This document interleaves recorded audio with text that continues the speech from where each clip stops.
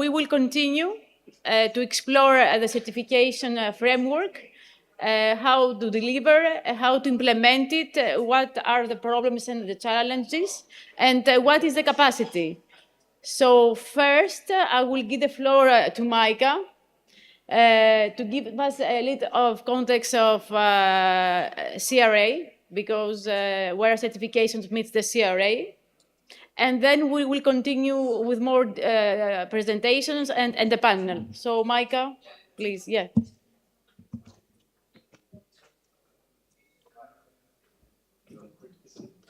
Okay. Thank you.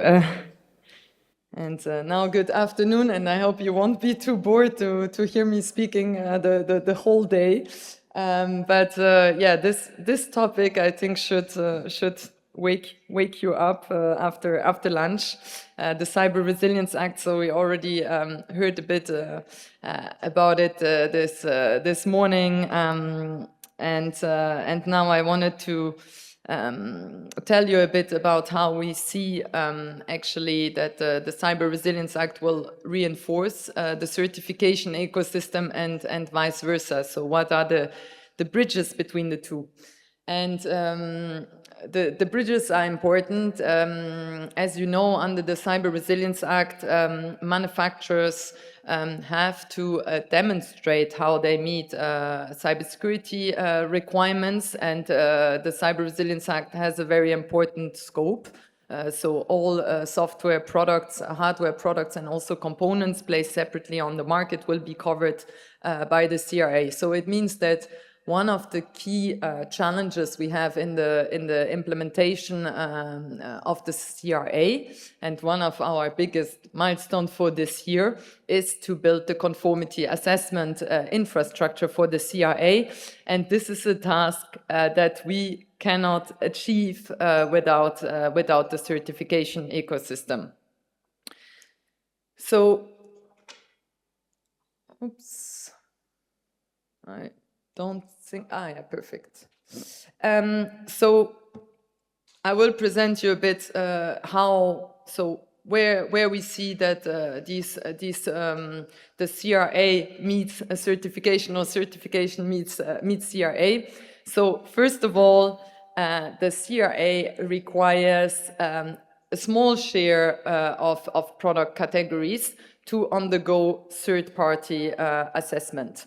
And I say third-party assessment and not certification, because I will also elaborate on what are the venues to do this third-party assessment.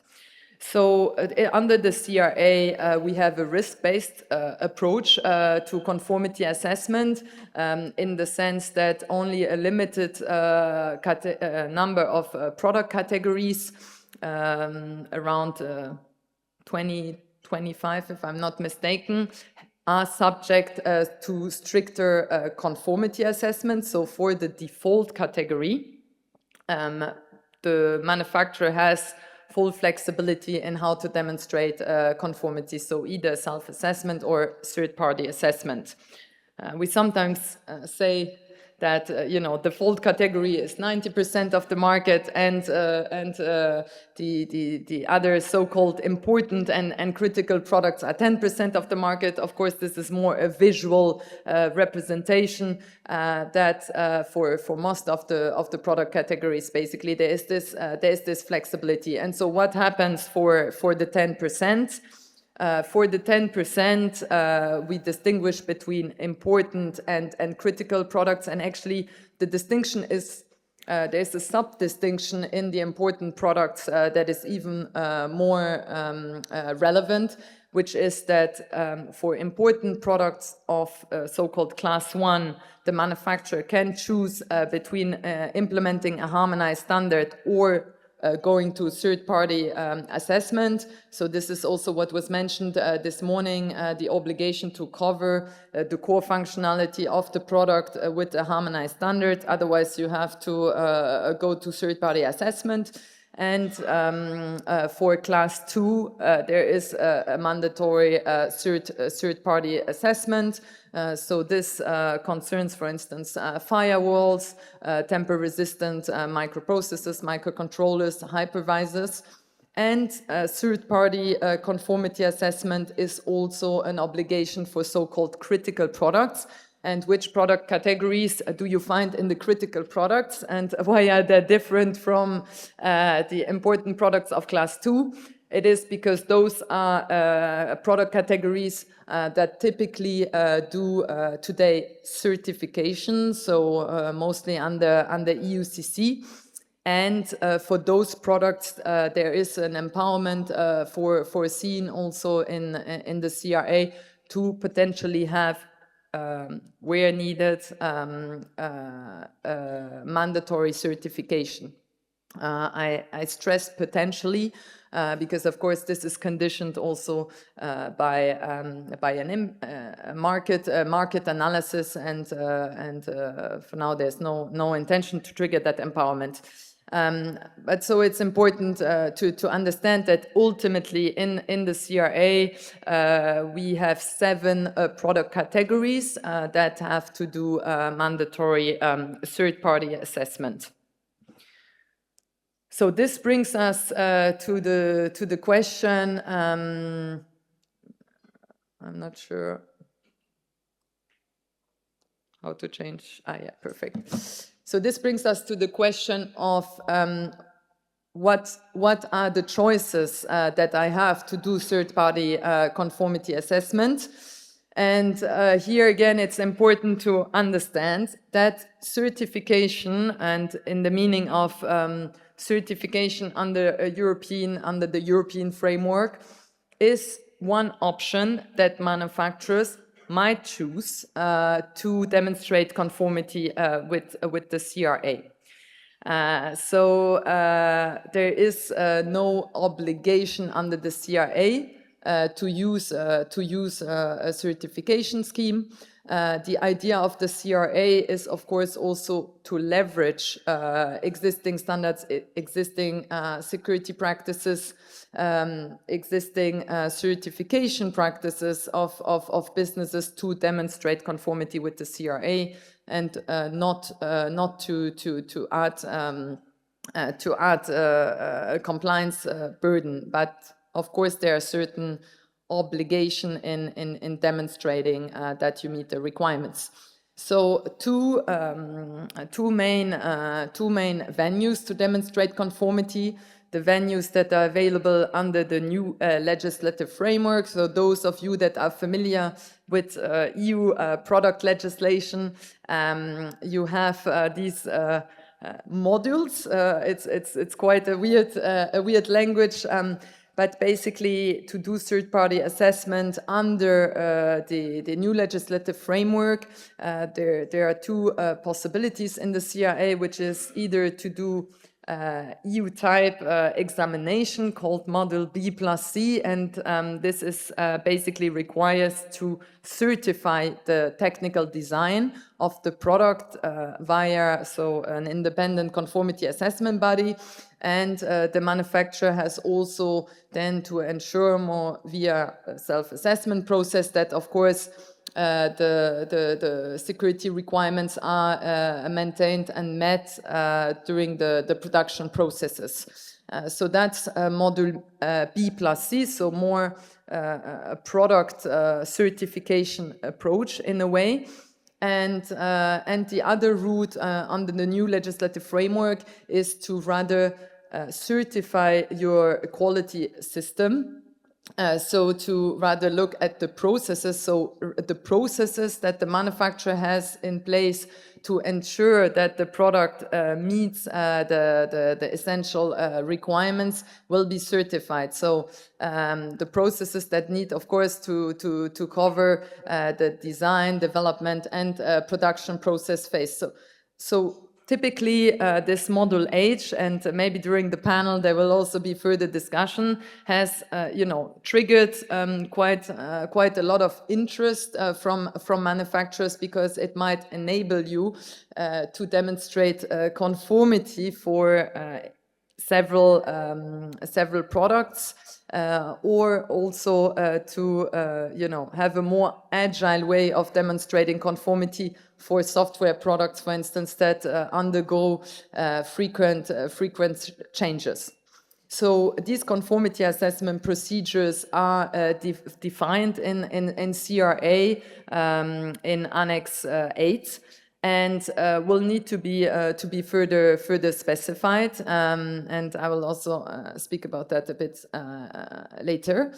But before that, of course, one other important venue to demonstrate conformity with the CRA is to choose a European certification scheme. And so there's an empowerment in the CRA to specify how a scheme can be used for the CRA, and it's the intention of the Commission before the end of the year to specify how EUCC, our first scheme that obviously is very relevant for the CRA because it covers typically ICT products that are in the scope of the CRA, how the EUCC can be used to demonstrate conformity with the CRA. And ENISA is doing very important work, as we have already heard, organizing pilot projects with certificate holders to explore, what potential gaps or synergies exist between the EUCC and the CRA. So more to come on this also on this topic still this year. Another important bridge between CRA and certification is, of course, the assessment of the conformity assessment bodies for the CRA. Sorry, I have waiting for the slides to switch. As I mentioned, we need to ensure that the infrastructure is available for manufacturers to do their conformity assessment work. This, of course, includes potential guidelines to clarify, to bring legal certainty regarding the obligations in general, and also to specify where needed the conformity assessment procedures and ensure that they are implemented in a consistent way. But of course, nothing can be done if we don't have conformity assessment bodies available in the EU. Here, what is very important to understand is that member states have an absolute crucial role in also making that happen. And of course, as Commission with ENISA, we also see ourselves as responsible to support that effort at national level. But member states are fundamentally they have the competence to assess the conformity assessment bodies under the CRA and to notify them. So very similar than under the Cybersecurity Act, under the European certification framework. And given that the CRA bid will be fully applicable at the end of next year, there are intentional deadlines set, and not only intentional, actually, in the CRA, which is that member states have to designate the relevant authorities by June this year, and more an intentional deadline to have sufficient conformity assessment bodies available in the EU 1 year before the application of the CRA. And this, of course, still remains an ambitious timeline, but it's absolutely essential that timely notification happens. So here, the big discussion that is happening with the member states, and so as Commission, we have an informal group where we coordinate existing and potential future notifying authorities. So we have a group of member states, a working group of member states, where we discuss how to advance the assessment and notification of CAPs. And the major discussion is about how to notify while harmonized standards are not yet available, because equally harmonized standards are being developed. The work is driven by Sensenelec and ETSI, and of course the industry. But we cannot wait for harmonized standards to be available. before starting to assess and notify CAPs. And we also don't think that, we need to wait, because we can define requirements and provide a consistent approach while waiting for the standards to be ready. And we are discussing now with the member states and with the support of ENISA how we can leverage already accredited conformity assessment bodies to create synergy and facilitate the accreditation of the CAPs that we need under the CRA. And here, of course, we look mainly at the conformity assessment bodies that have been accredited already under the radio equipment directive for the so-called RED-DA, so the delegated act that introduced cybersecurity requirements for radio equipment. And we want to leverage the EUCC ecosystem. So those are conformity assessment bodies that we expect have expertise and competences that are very close to what the CRA requires. This, as you can imagine, also necessitates that we have the European accreditation bodies and the national accreditation bodies on board. And I can only encourage the people in the room, to support that effort and the engagement with the national accreditation bodies, because of course they have an important responsibility, and they need to be able to carry out their work with sufficient legal certainty. So obviously we also engage with the member states also closely with them to define an approach that can work. And last but not least, we want to engage, and we will now be organizing also more proactively our engagement with the private sector. And we stressed it before during the panel discussion that obviously the conformity assessment bodies themselves are quite important in this whole discussion. So we will actually have a workshop next week, engaging with conformity assessment bodies across Europe and beyond to outline areas for cooperation, and of course get the feedback from the market on how we can achieve our goal of notifying CAPs under the CRA.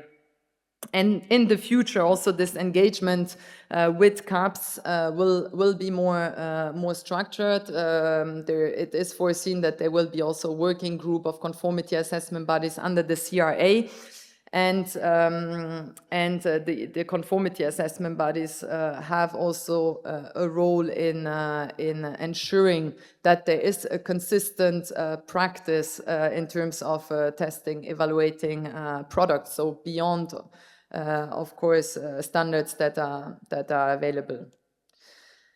And to finish a bit on this topic of synergies, and maybe to summarize also what I just presented now and what we discussed this morning, is that we really expect in the future that CRA, let's say the Cyber Resilience Act community and the certification community will grow together and will be one community.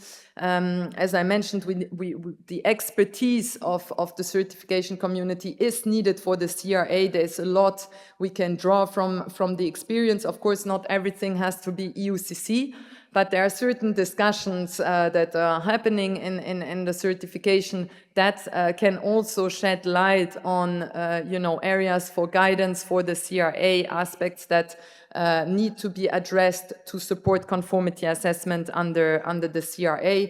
So in many instances, the CRA will leverage so certification, of course, as one possible tool to demonstrate compliance, but also to fulfill due diligence obligation. For instance, we also mentioned the fact that caps that are notified today under schemes will also become caps for the CRA. And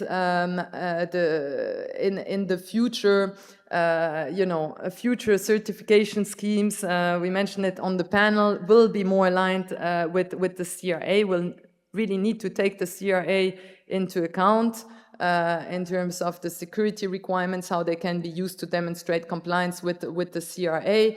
And of course, ENISA also to play a role in shaping this community of conformity assessment bodies, and also driving this consistency, also innovation, I think, in how products are being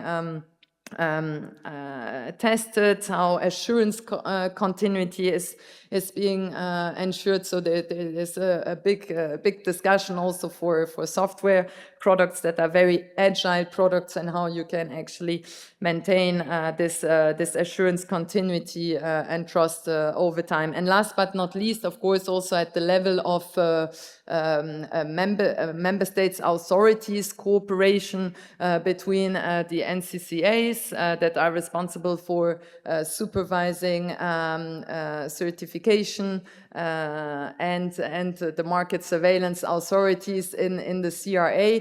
And there I think also quite interesting discussions that will take place, because the CRA doesn't only involve cybersecurity authorities, but actually also authorities that have more the experience of applying product legislation, so typically are responsible of the implementation of the Radio Equipment Directive. So also bringing different communities together. So on that note, I hope that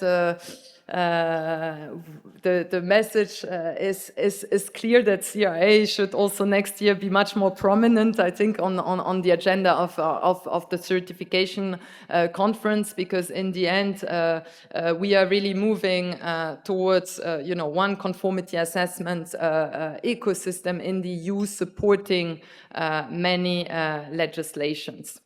So thanks for your attention again. I promise I won't speak anymore today, but looking forward to the panel discussion and to any questions. Yeah. Thank you.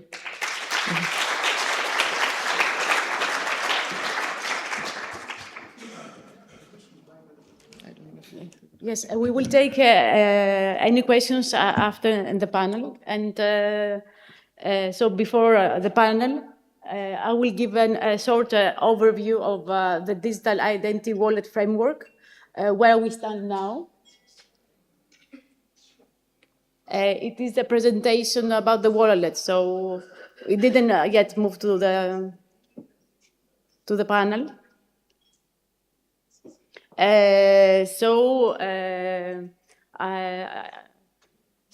This is, yes, where we stand now. I'm Eugenia Nicolouzou, and I'm working in the digital wallets the last 2 years. But before, I was also working the last 10 years on EIDAS, on the trust services providers and specifications and working groups. And I was following the whole process for many years, also from the toolbox. If you remember, there was an EIDAS toolbox to promote and elaborate further on the framework. I will be glad to say first that at this point, I don't know how many of you have seen that we have published a public consultation about the digital identity wallet certification scheme. So it was a long journey. I will take the journey from the beginning, from where we started. I will be short, so I will give to the panel more time. So unfortunately, on EIDAS, we have many regulations. So we have the EIDAS regulation, we have the NIS2, we have the CSA, we have, so we On this ecosystem, it's quite complicated. As you can see here, there are many articles in EIDAS 2, Article 5C. I will go through quickly just Article 5A. So a long list of requirements, functional requirements, security requirements that everybody has to follow. A very complex system, I have to say. Even writing all the different requirements and obligations, it's a big task. And apart from the EIDAS regulations, we also have the Cybersecurity Act that says that following a request from the Commission, ENISA shall prepare a candidate scheme. And for each scheme, ENISA shall establish an ad hoc working group to provide ENISA with specific advice and expertise, Article 49. And of course, that ENISA shall consult all relevant stakeholders. I have to say in EIDAS we have a lot. So we have the ECCG, we have the EDICG, we have the ad hoc working group, we have the experts, the member states. So you can imagine how complex the system is. And above all this, EIDAS has to take into account all the other regulations, NIS2, GDPR, CRA, and take them into account while we develop the wallet scheme. So it's just not just a scheme. It's a shared European scheme with many different regulatory words that it should be aligned. So certification should be aligned with all these different frameworks. So this is what we have reached so far. So we started in May 2024. It's still, I thought it was May 2025 in the beginning, but it's May 2024 that we received the request from the Commission. And then we launched a call for expression of interest for experts to join the ad hoc working group. And we established a group of 26 experts. And we had the kickoff in January 2025.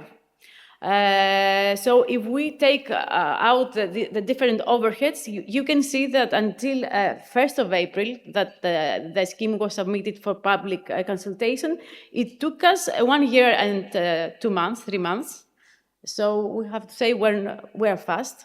And in this 1 year and 3 months, we have 7 plenary meetings, many other meetings, technical ones. We have split the work in 4 thematic groups, and we have advanced at this moment that the scheme is submitted to the CCG for approval and also for public consultations by all of you. So everybody is asked to join the survey and give us feedback. It's a long test that somebody has to read, so it has to spend quite a lot of time. It's not an easy task. But each of you can see it from his point of expertise and give us feedback.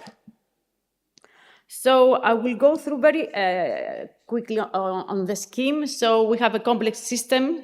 What the EIDA says that is EUDI Wallet and the underlying EID scheme that we should certify. And so 27 member states should follow one scheme. As you know, now there is also in parallel work to make the requirements for the national certification schemes. So everything at the end should be aligned with the EU scheme. And we have to take into account all the EIDAS peculiarities, the many providers, the wallet provider, the PID provider, wallet solution service certifications. So we don't talk about a product or a service, but we talk about everything, services, processes, products, which makes this process quite complex because we have to take into account all these different things. So it's not an easy task, we have to say. And this, so we have the system on itself that is complex, and then we have the certification process that is also complex on its own. So once somebody wants to submit a certification request, so application is reviewed, then we have an evaluation planning phase, stage 1 and stage 2, then the certification decision, the issuance of the certificate, and then the surveillance process. You can see here the evaluation is in 2 stages. So we can evaluate on stage 1 main things like what is being built to understand the architecture, the disk registry, the dependencies, and then we test the system, how it behaves. Also, vulnerability analysis is included in this process. And at the end, we issue a certificate about the whole system, about the whole composite system. And then surveillance, because as you know, certification is not only one time stamp and you're over. It needs continuous monitoring. There are changes, software changes, for example, in the wallet, new vulnerabilities that has to be taken into account. So in practice, and what makes trust in this process is that certifications is a continuous process and not just a decision in a single point of time. So after this 1 year and 3 months, and with taking all the knowledge before from the experts and the member states, we ended up that we need to take into account what already exists, what are the components that they already exist, what are the weapons we have already. So we didn't want to begin from scratch. So we try to take into account what are the existing certification schemes, what are the existing solutions that we could take into advantage. And we tried, of course, to rely on things that we have. This is more complicated, the components of the wallet, the WSD, the device, the application, the wallet instance. So we want to make these components, each of them, but at the end, we don't only rely on the certification of each component, but we want to certify the whole system, that the whole system works as expected when all these components are putting together. So you can see that the wallet solution service and the EID scheme make what we want to, at the end, do is the EUDI Wallet certification. So you can see that we try to split the system into components, reuse whatever is possible, but then, of course, we have to certify the final solution and the system. So it's a very composite system with many challenges, and still we have some road to go, but we are really proud that we had a scheme submitted for everybody to review. So 2 last things before I finish. There were 2 specific points of attention, just to put them also on the table. So the one is a strong tie to AUCC. AUCC was the first certificate, European certification scheme that is working, and before in the award ceremony, Philippe saw what has been done in these years, because we need to rely on the whole ecosystem. And this will be the question also afterwards in the panel. I mean, we want for the scheme, for the wallet scheme, to be the capacity, which means we want the conformity assessment bodies, the accreditation bodies. We want, of course, the developers, the wallet solutions, and everything needs to be correctly certified, accredited with the expertise that we have to say it's missing. I mean, we need more people in this area. To help the member states, to help the ecosystem. And the second is the level of assurance. Many people from EIDAS knew about different level of assurance. And so with the EIDAS, we had one regulation. But then we also had the CSA with different levels of assurance and different definitions, and even thus make it for the EIDAS ecosystem quite complex to combine. So what's next? This is a public consultation that you can find in our certification webpage and the NISA webpage, and you can follow also this link to give feedback. So it's not 100% finished. That's why we need your feedback to finish it. So you don't have to read all and learn it by heart. It will be difficult. Eric will appreciate if somebody will learn it by heart, but it will be difficult. So we want either your detailed feedback on the scheme itself, and it annexes based on your expertise, and also feedback for further directions for improvement, because if you have seen, it's the scheme, the annexes, and the security requirements. And of course, you will have more options and to contribute further during the process that hasn't finished yet. So that was our long trip during the last year and 3 months. We would like to thank, because we had a big ad hoc working group with the experts, the member states also. I mean, they had a big role and contribution there to help us in this journey. And having said that, we will continue with the panel to see if the system has a capacity. I mean, okay, it's good, we want to define the schemes, it's on paper, but we want this to work in practice. And I give the floor to Eric Vetilar, which is the chair of the ad hoc working group and lead cybersecurity expert at ENISA, to lead the panel and have a fruitful discussion. Okay, Eric, the floor is yours.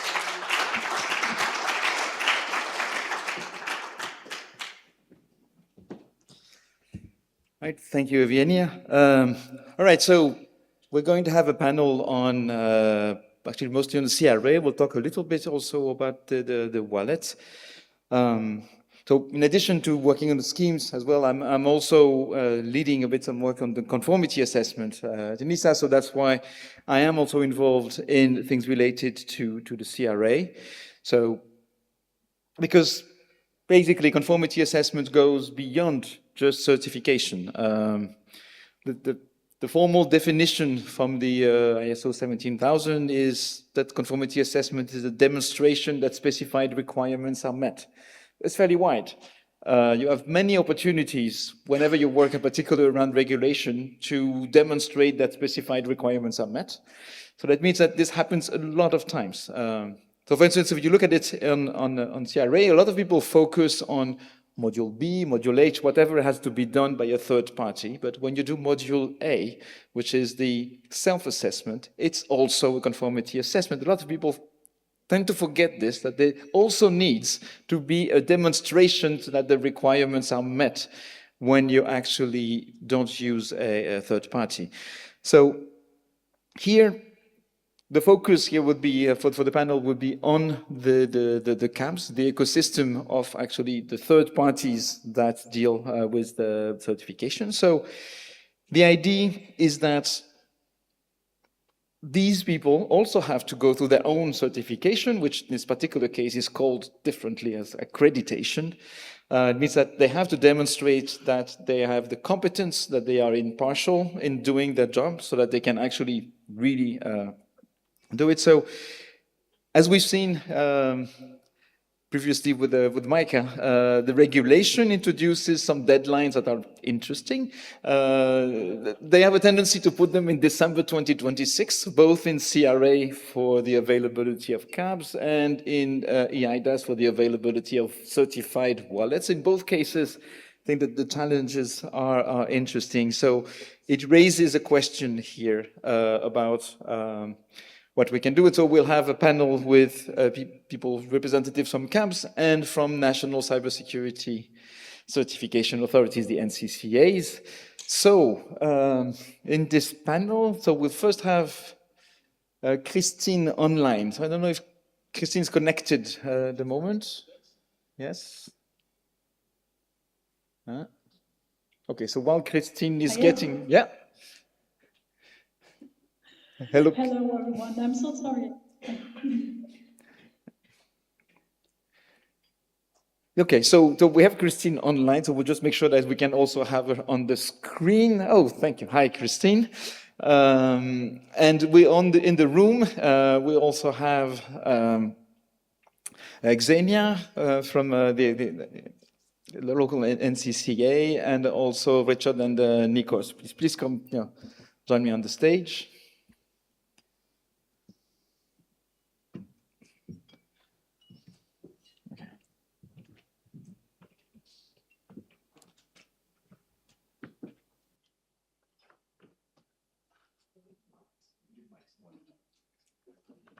We need mics. Actually, we'll start with Christine, because I think you don't need a physical mic, so that should work. Please, Christine, can you introduce yourself and tell us how you're related to this CRA? Thanks.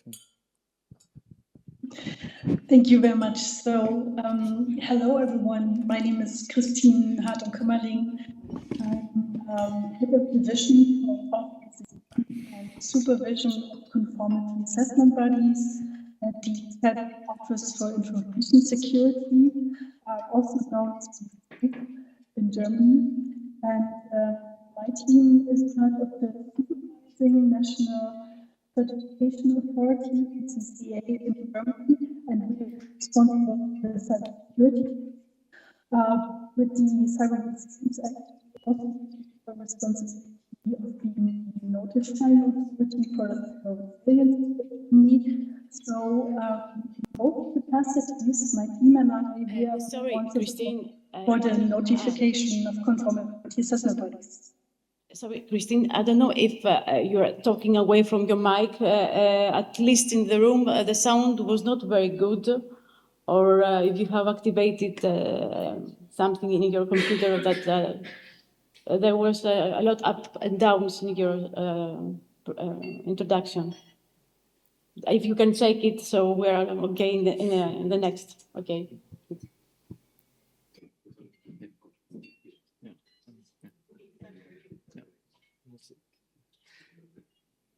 So, the next, Xenia, can you please also introduce yourself and how you're related to CRA?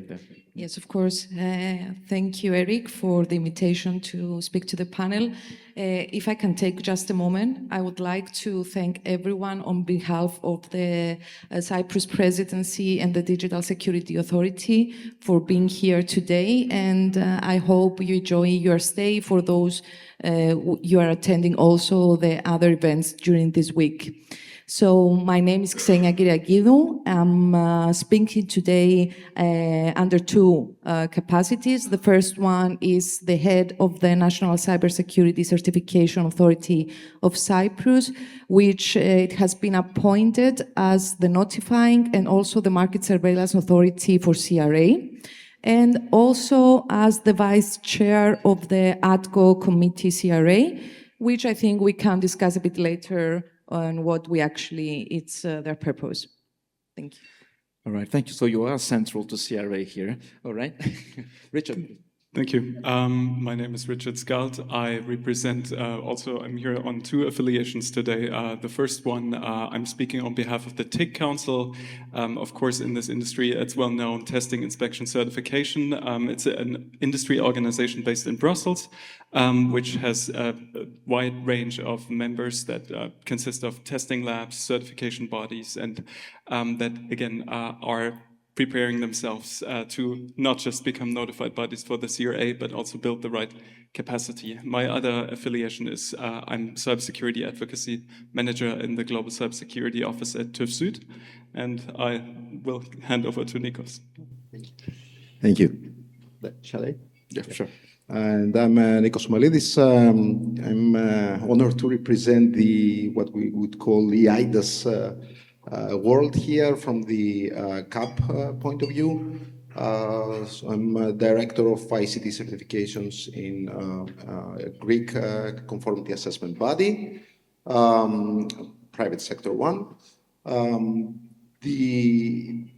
Of course, we have been performing audits and certifications for trust services. My background is more on the engineering and side. And if I had to say one additional thing, it would be like my first, let's say, encounter with this ecosystem and this whole digital identity world came actually from a non-EU environment, which is interesting. I came from the WebPKI environment, which is international, probably more US driven.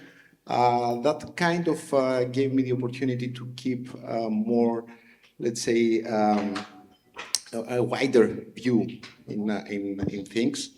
So I always try to keep this vision, how things look, not just from inside the EU, but also taking good practices from other ecosystems. All right, thank you. So actually, I will around and talk a bit to you first about this wallet thing. So you've been certifying TSPs. I think as Evgenia has shown, I mean the certification of the EUDI Wallet is some kind of a complex little thing. So how comfortable do you feel about certifying wallets in the near future? Interesting near future, yes. Look, it depends which wallets, which scheme. Because the regulation itself kind of set a national level, let's say, approach with regards to wallets and schemes. So we are definitely interested, and we are monitoring, we are contributing actively, we are connecting with all stakeholders, whether that be providers, authorities, standardization organizations, NABs, other CABs, and NISA, of course. So we try to keep up, but also participate and contribute. Now, with regards to certifying specific wallets or specific wallet solutions according to specific schemes, I would say that there is a challenge here. As a private CAB, we don't have a mandate to be a direct mandate or a direct, let's say, assignment, which means that this puts some pressure on us to invest in implementing the tools, developing the expertise to be able to provide certification services for specific schemes, right?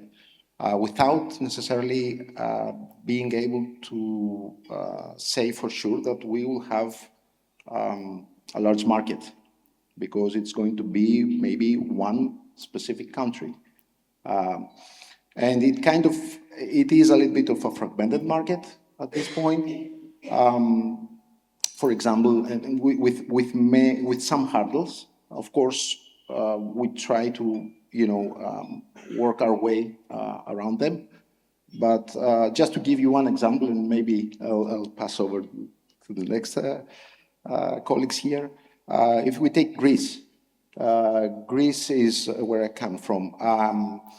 Doesn't have any EIDAS NAB, which is one of the 17 countries that don't have a national NAB for EIDAS, right? So it's around 2/3 of European countries don't have any EIDAS NAB. It doesn't. We do have a CAB, which is the CAB that I'm representing, and there is no scheme at this point. It is being developed, but there is no scheme.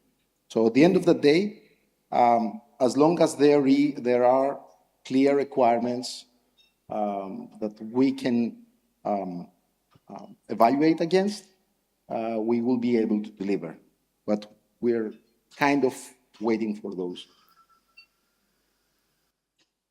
Okay, so I was going to ask about the fact that you will have at some point to transition from a purely national scheme to an EU scheme.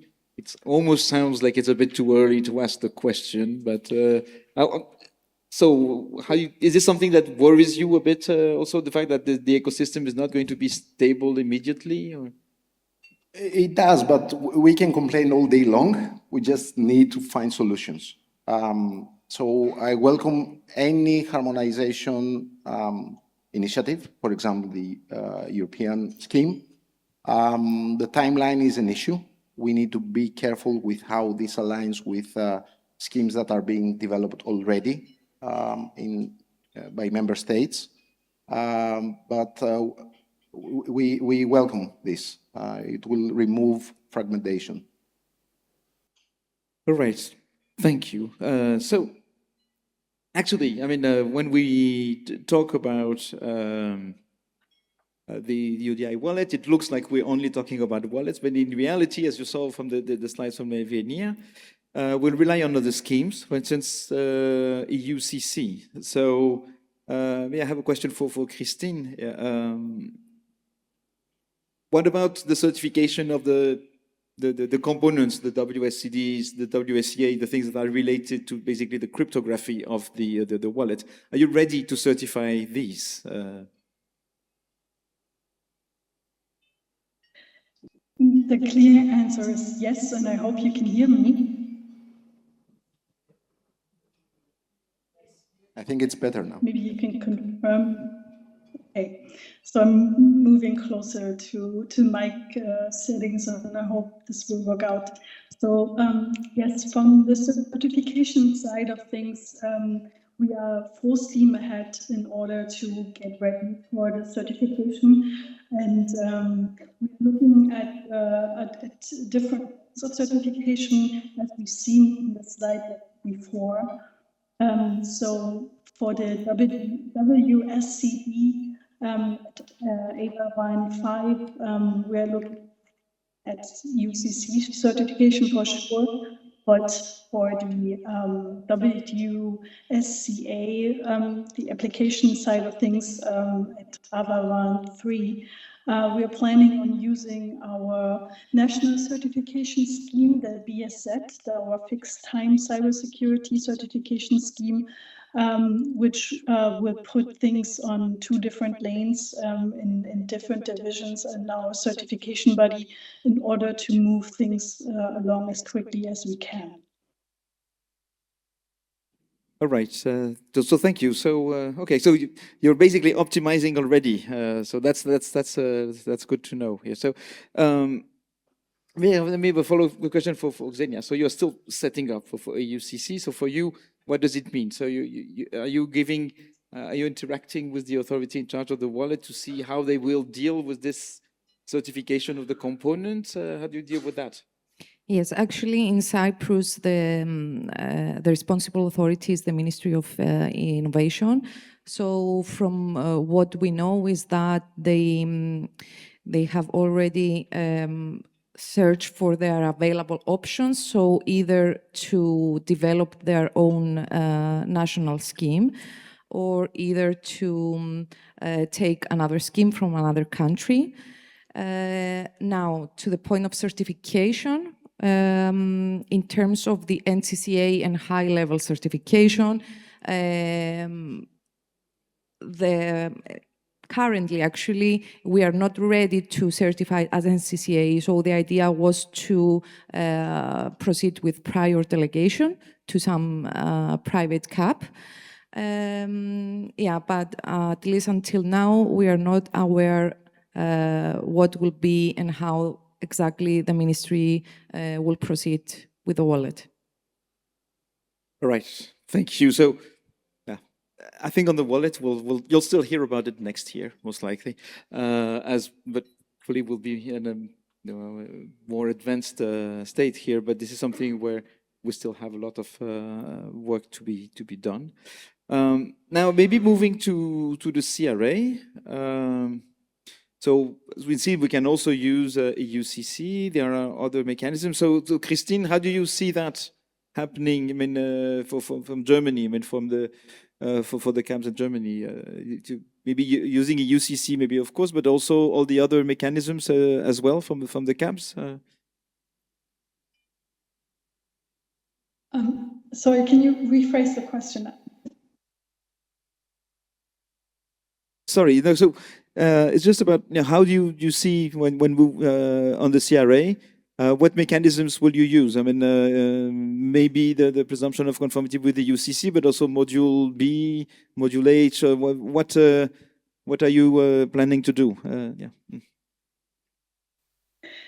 Yes, well, of course, we are looking forward to using EUCC and the presumption of conformity, which will eventually be established by the end of the year through the Commission. So I'm very much supporting the work of Maika's team here in order to establish that it will be a great cornerstone for CRA, but other than that, the new legislative framework has a variety of options, which we saw also in Maike's presentation. So the different modules are a great chance for manufacturers to mix and match and to choose their approach. And in Germany, we are hoping for a lively CAP ecosystem, which we are preparing for right now. So for the module A self-assessment category, we prepared a technical guideline, which has been available for quite some time for CAPs to use, for manufacturers to use, to get an idea of how we interpret the essential cybersecurity requirements from CRA, and but also having this as a baseline for the third-party conformity assessment. We are preparing, especially to notify notified bodies in that area, drawing on the experience from the Cybersecurity Act framework. We are preparing right now actively the module H approach, because we find that to be the most scalable approach for showing compliance in the CRA framework. But at the same time, we are aware of the need also for module B caps on the market. This is a well-established approach in the cybersecurity certification ecosystem as a whole. If we look at every piece of legislation that has been established already, we also will need module B caps, although we in Germany are not prioritizing this right now. We are aware that other member states are working on programs in that direction, and that would be my main, or what I want you to take away is the main takeaway here is we as member states have to work together to supply a CAP ecosystem for the whole single market to use, and that's why it is important that we have this informal notifying authorities group to align on requirements, competence requirements for CAPs and so on, and to make sure that we have enough products on the market that can be or will be assessed also by conformity assessment bodies. All right, thank you. Then I would like maybe to turn to Richard about that. So we'll have you react on what Christine said. But maybe first, I have a question here, which is about the presumption of conformity. So we've seen that we have two mechanisms. One of them is to do module B or module H. The other one is to do presumption of conformity through standards or certification. How do you see your customers, the developers, positioning themselves with that? Thank you for the really good question, Eric, and thank you also for the contributions from Christine. We actually see a very differing demand based on the type of companies in scope of the CRA. So on the one hand, we have again the need for the presumption of conformity in order to demonstrate compliance. Most of the companies that are I would say already used to the type assessment for example the RED, the A are used to the conformity assessment and type assessment from the medical device regulation. They are specifically interested in module B and C approach. On the other hand, we think it's just as important to follow the module H approach as well. For example, the largest manufacturers, the largest industrial players on the EU market, they are of course concerned that depending on how the substantial modification is interpreted legally and enforced, so the requirements regarding a substantial product modification, there might be, again, the challenge that they would have to continuously get reassessment from a third-party conformity assessment body. And in that sense, that having a notified body assess the quality of their quality management system in the production is much appreciated as a route. On the other hand, of course, the importance about the presumption of conformity is the legal certainty that it gives. And this legal certainty is especially important if we consider that, in order to meet the CRA requirements, we move far beyond the Radio Equipment Directive requirements for cybersecurity. We have anything from SBOMs, we have the vulnerability handling requirements. We have, of course, also the challenge that, again, EUCC is not going to be feasible for all product categories. It's going to be the ideal approach for critical products, but since there's such a large default category, it's really important that that we ensure that there is enough understanding about what approaches organizations can use to become certified, and under the EU Blue Guide, that would be, for example, have the quality management system certified under 9001, so the 9000 series for quality management system, and then, of course, the vertical standards for Module B for the product cybersecurity requirements as well, alongside the horizontal requirements for the vulnerability handling requirements. So there's a lot of work, and we as CAPS have, of course, also the challenge that Christine mentioned. We have to ensure that we have enough capacity, enough skilled professionals, enough competence in place with this very, strict deadlines that we're seeing, and with the CRA requirements approaching fast.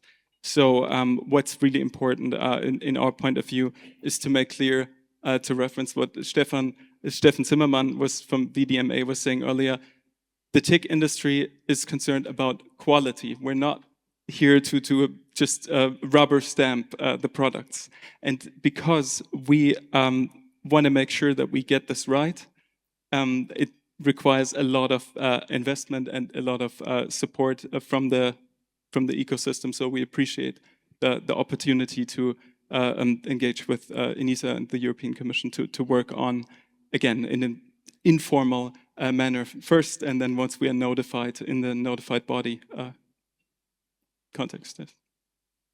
All right. So thank you for your answer here.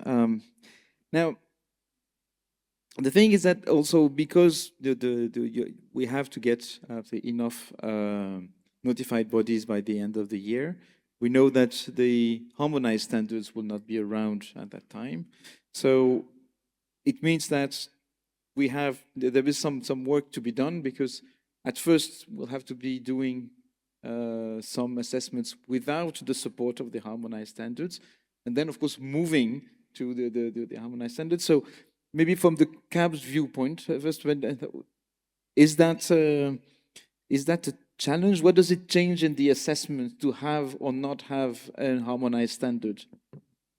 Yeah, so the benefit of the harmonized standards is that they are, again, in many cases, more targeted towards the specific purpose. So we know that we can not only use them as an example that if they are referenced in the official journal of the EU, that they will grant presumption of conformity. They also have the benefit that they have been developed with this broad ecosystem of stakeholders. They've been developed in the committees with the goal of making sure that all of the regulatory requirements then can be covered in these standards. If we test according to these standards, there are still, of course, sometimes some open questions regarding how to interpret some of the individual controls. However, and this is also a very critical part, there's a collaboration and coordination that is happening among the conformity assessment bodies, also within the TIC Council, on getting this right, whether that is in the form of hackathons, whether that is in the form of, again, this informal engagement. We want to make sure that we can interpret them and apply these harmonized norms correctly during the certification. If we look at existing standards and existing norms, they are essential, but the specific aspect is, I think, for example, the CRA adds specific improvements on top of a standard like IEC 62443, for example. So that's why, again, there was also work in the TC65X Senelec working group to fill this gap, to go beyond and actually create an improved version of the standard applicable in the EU common market. May I? Of course you may.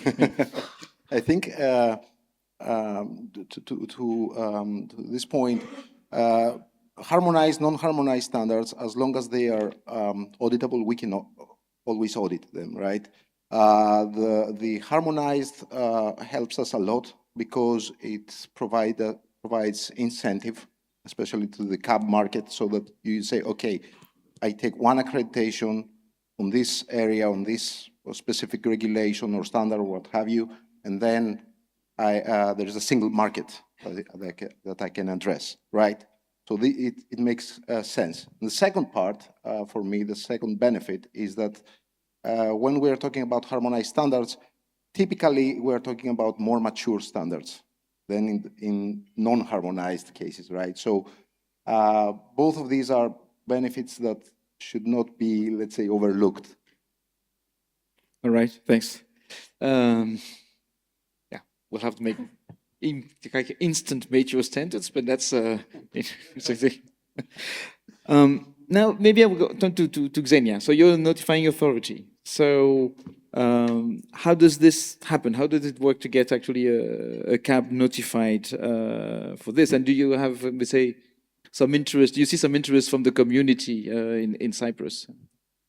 Okay, so actually to be accredited and notified, there's two steps. The first one is to reach out to the national accreditation body of your country. And the second one, after the accreditation, you have to be designated and notified by your notifying authority. As it was mentioned earlier by Micah, still the accreditation is, the process of accreditation is not finalized yet for CRA due to the lack of the standards. So we are trying to find another way to fast track this process, and potentially we are discussing about using the Radio Equipment Directive accreditation or the EUCC one. In terms of Cyprus, we want to rely on our national accreditation body, because there is the option also for the notifying authority to do this accreditation process. However, unfortunately, we lack this expertise and capacity. So, and from what I know, a lot of other countries in Europe are facing the same issue. So most of them will choose to rely on their national accreditation bodies. So once they get accredited, then they have to go to their national notifying authority. They have to provide some information like what kind of activities they will do, the modules, the products, and the attestation of their competence. And so their notifying authority will take over to inform the Commission and make them a notified body. In terms of interest, I will talk on the Cyprus side. So first of all, we don't have so many cabs that could potentially be accredited under CRA. But those that are interested are cautious because of the lack of standards and lack of expertise, because in Cyprus we don't have either RED experience or EUCC. And also because they are private companies, they always want to see the benefit. So yeah, they are interested, but with some concerns at the same time. Okay, so thank you. Maybe I will ask Christine about what kind of reaction maybe you have also in Germany from the camps. Well, of course, we have a lot of interest in the CRA within our CAP ecosystem that we know from EOCC, but also we've seen a lot of interest from the RED Delegated Act community as well, and as well as other players that have not previously been part of the cybersecurity CAP ecosystem. So there's a lot of buzz, and we actually do get a lot of requests for notification already. And I have to say, we are following the same procedures as Xenia just pointed out. So we do require accreditation as a prerequisite for notification. And this is, of course, it's hard to set up accreditation without dedicated standards. So we do have to find a common way forward within the member state community to work around that, and we will. I'm pretty confident we will find a solution that is making it possible to make use of as many competent conformity assessment bodies as possible. So what we are currently working on in Germany is to setting up those accreditation procedures, and we will hopefully be informing about those procedures shortly, but it's going to take a little bit more time as usual, since we do need to establish national legislation for that, and I'm sure many other member state colleagues can relate to that. And but we, in the meantime, we are in contact with everyone interested in working in this community, and we have reached out to everyone who wants to get notified in order to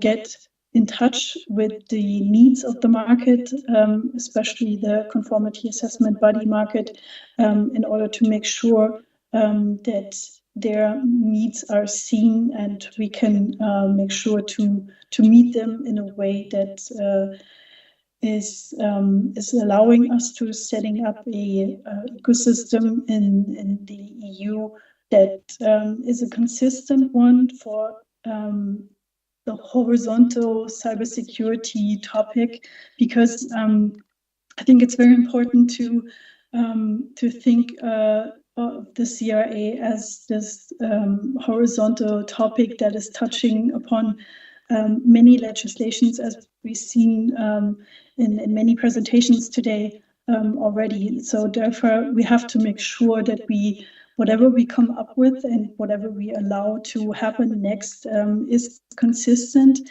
and is making it possible for CAPS to make the investment into this ecosystem and to not have that investment to go in vain because we were not wise enough to also project somewhat of future steps that we are planning on taking in regards to future cybersecurity certification or cybersecurity product legislation. So there is a lot of buzz. We are making sure to take everything into account and to hopefully come up with a service that is helping everyone involved in the single market. Thank you, Christine. Now maybe I'll turn to Richard. So since you represent the TIC Council, so the key question is, from your viewpoint, from the viewpoint of CABS, are your colleagues excited about the opportunity? Are there enough of them? Are there enough of them with the right competencies? What can you tell us on this? Yes, thank you, Eric. So I can state that we have done an internal survey within the TIC Council, and of course we are comprised of certification bodies, testing labs, notified bodies, RED, MDR, etc.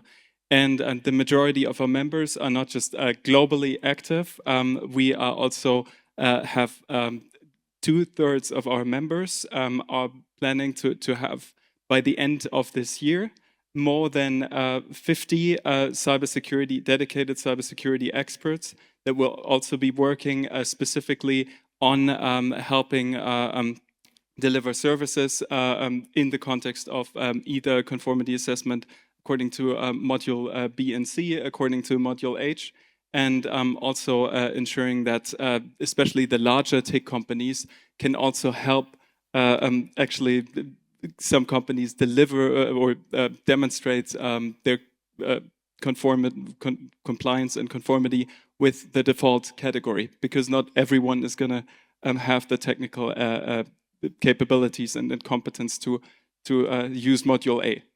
That being said, 2/3 of our TIC Council members in this survey have not just again indicated that they have a formal security evaluation methodology experience. They've conducted again these conformity assessments over decades and have been again notified for RED as well as soon as possible, but that they have competence in standards like EN 18031 for RED, ETSI EN 303645, ISO 27001, ISO 9001, IEC 62443, and many others. So, of course, EUCC being among that list. So this competence exists, and 2/3 of our members confidently stated that they think their capacity and that their competence is leading, and they are able to again meet the state of the art and also assess the state of the art. Of our members, 40% are notified for EUCC, and of the remaining members, most of us are in the process of becoming notified either as ITSEF certification body or both. So there's clearly a sign that this is also being taken very seriously by the TIC industry, and that we can ensure there's enough capacity. And yeah, so lastly, the key thing that we are also seeing right now is that there are still some challenges that exist, and for all of us. And these challenges are, of course, the pool of skilled professionals, and which again, it's not always easy to get all of these skilled professionals. And of course, some of the larger CAPs, which I'm lucky to be a part of, have an easier time, of course, competing for these talents. So if there's something that we as TIC Council would also like to see more, is more support in educating and upskilling the right type of personnel, and also, of course, ensure that when we apply for accreditation, that we will see that there are more, how to say, there's a more uniform approach that Christine also was talking about earlier, that it's clear that we will be treated in a similar way with clear expectations, and that we also know what's expected of us, so we can be ready as soon as possible to serve the industry's needs. All right, thank you. So maybe I have a question for Nikos. I know you may not be... He stole my line, by the way. You know that. He stole my line.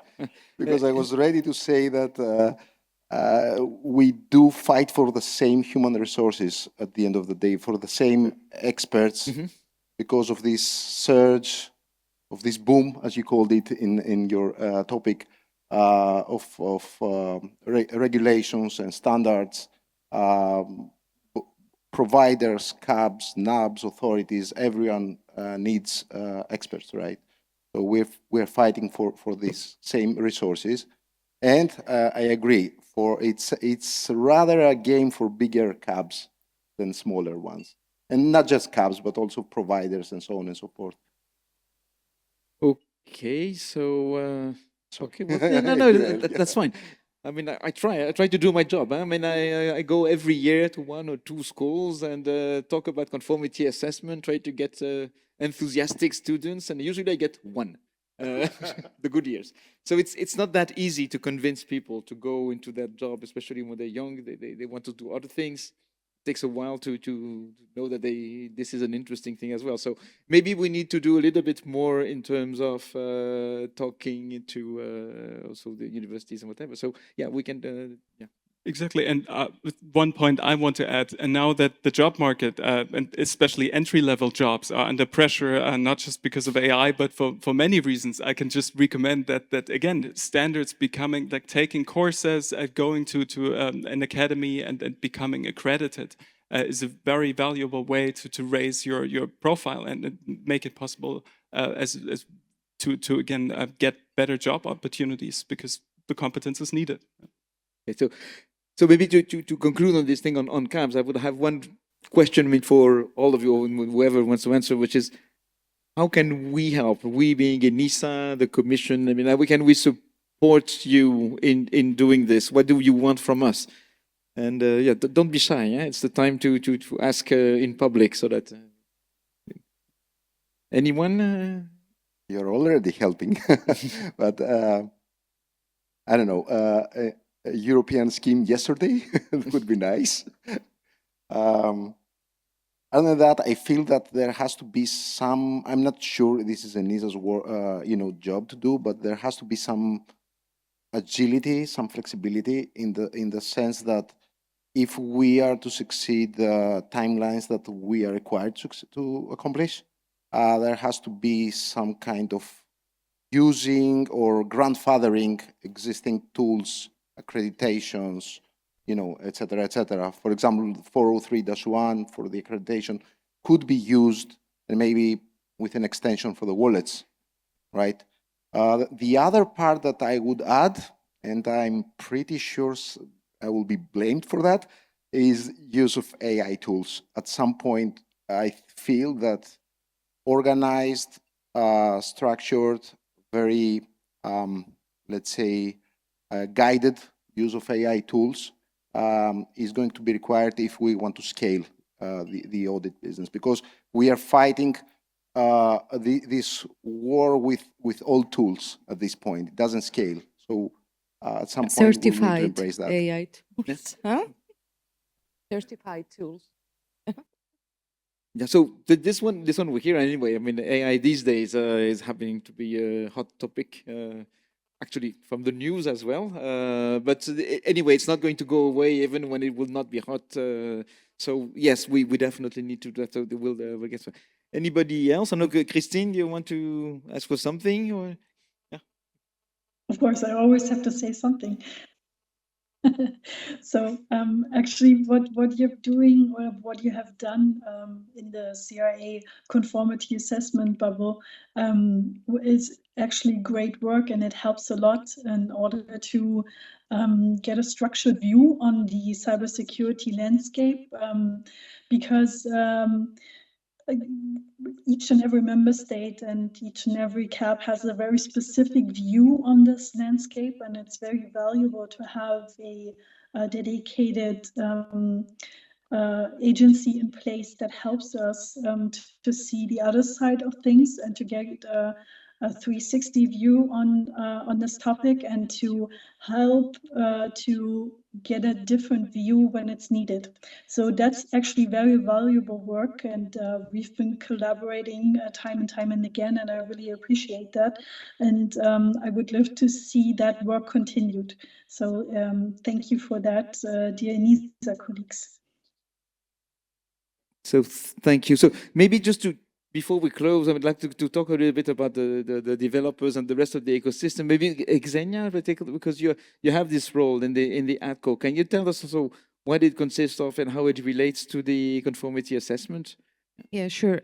First of all, just to let everyone know, in case they're not aware of, ADCO stands for Administrative Cooperation Group, and it consists of all market surveillance from the member states of EU. Its main purpose is to provide this opportunity to member states to coordinate and enforce the CRA regulation in this case, because other articles exist as well for other regulations. And we want to ensure that there will be alignment in Europe. We want to support the market surveillance, the interpretation, of course, of the CRA, and the implementation. Of course, taking a step further is not only for the member states, it's also for all the economic operators, because we are here to help. Maybe some people believe that market surveillance consider us a police, but actually is not the police. We are here to help, to make them understand the regulation and the requirements, and to be and comply with the regulation. So with this in mind, we would like to provide either trainings or either specific guidelines to them in order to be prepared on time. Yeah, so this is the idea. All right, thank you. And maybe I have one question about Richard, about when you hear from developers, are they all okay with that? Do they have specific concerns that you've heard, from some developers or some of your customers about this? Yeah, so thank you for asking that question. It's definitely what we hear a lot is that there is a lot of fear that developers will have to, or product developers will have to reinvent the wheel if they already have specific standards that they've applied successfully over years, like IEC 62443. So the idea is that we should make sure that with all of the schemes that we have, with all of the different harmonized European norms, we ensure that we meet the manufacturers where they're at. So that means that, for example, if they have an existing ISO 27001 certificate, and we are looking at the NIS2 certification, that at like a basic level, like as I was mentioning before, that will be seen as again, a good basis and potential example of compliance for at least at a basic level. And the same, again, a potential reference for the European norm EN IEC 62443 for presumption of conformity could also help simplify the compliance process for many of the companies that have been relying on international standards for so long. So in that sense, let's try to be flexible. Let's try to meet the industry where they're at. We're not, as conformity assessment bodies, we're not trying to make life harder for them, just as, again, the BSI, the oversight authorities are not trying to make our lives harder by definition. We want to work together as an ecosystem so it works well. And we appreciate, again, all of the support and guidance also we've received from ENISA, the European Commission, and all of the stakeholders here. All right, thank you. I know we're a few minutes late already, but is there time for me for one question at least from the audience, if there is any? There is one at least. Huh?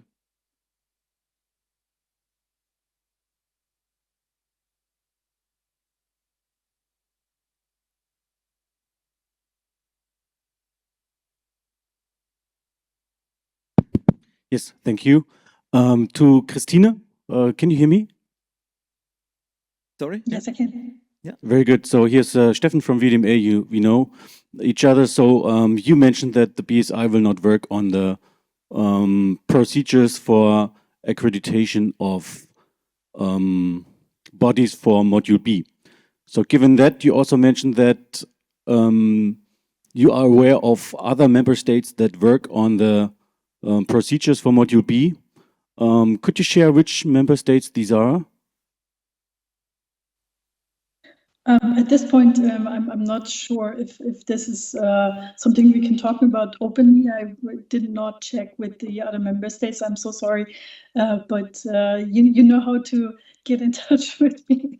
So maybe that's something we can talk about bilaterally at a later point in time. The next informal group meeting is coming up next week. So yeah, I'm sorry to not be able to say more at this point. All right, so thank you. So I think I would like to thank the panelists for being here, especially Christine, who luckily could not join us. We missed you very much. Thank you for being here. Thank you to all. I think it was quite interesting. And yeah, thank you. Merci.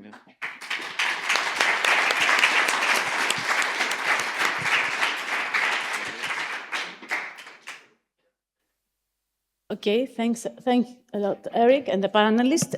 So now we have the coffee break. Stay tuned with us because we have the last panel and section with the managed security services, and we have the last Mentimeter questions at the closing. Okay. Try to be back and also complete the survey. You know, it's very crucial to us, so don't forget it.